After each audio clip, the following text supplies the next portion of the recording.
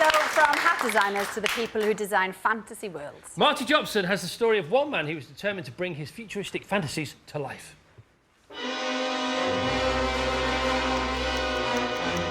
The Death Ray, a terrifying beam of light. From Archimedes to H.G. Wells, it was once the stuff of legend. But in the 1920s, it stopped being science fiction. The prospect of a real death ray seemed frighteningly close. Harry Grindell Matthews was an inventor from Gloucestershire. He was renowned for dreaming up futuristic prototypes, including an early mobile phone, which he demonstrated at Buckingham Palace. But his most infamous invention was a beam of light said to be capable of knocking enemy aeroplanes out of the sky. The press called it his death ray.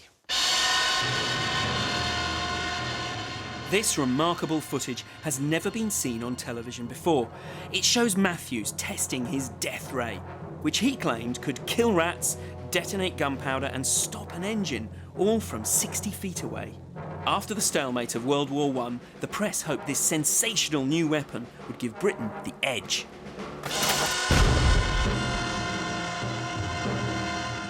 So, on the 26th of May, 1924, a delegation of academics, high poobahs from the military and scientists all came to Grindell Matthews' laboratory to see his death ray. That's right, yes.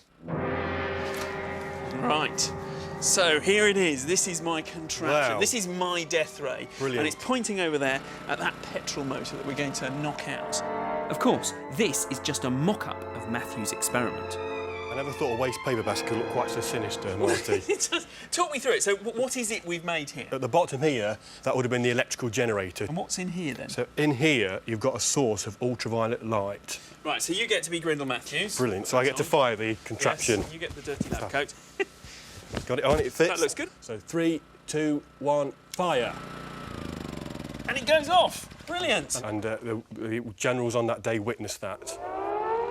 We're faking it, but Matthews insisted his result was genuine. The secret theory that ultraviolet light could ionise air. The beam creates a path of charged particles capable of conducting electricity.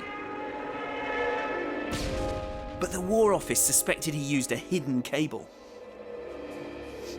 The military asked him to move the engine, didn't they? That's right, but Matthew said no.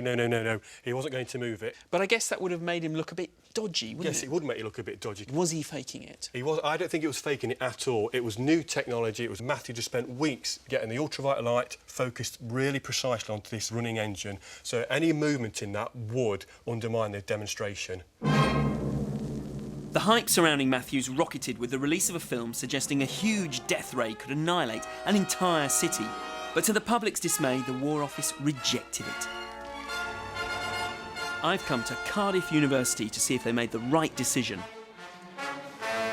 So, Richard, do you think it's theoretically possible that Grindell Matthews' death ray could have worked? Oh, certainly. I think, in principle, it is possible to demonstrate. In this lab here, we have a high-voltage generator. We can show air being ionised. We can see electrical current passing through the air. So certainly that aspect of his experiment is possible. Excellent. So... Oh! You didn't warn me about that, mate. Well, yes, I see your point.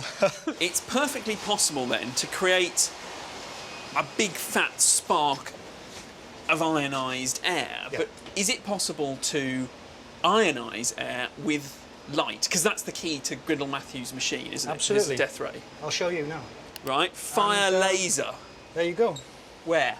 That infinitesimally small pinprick. So that is ionised air that's being ionised by a big, fat laser somewhere? Absolutely. Yep, that's right. And for Grindell Matthews' machine to work, it would have to go from the death ray all the way up to the aeroplane. Absolutely.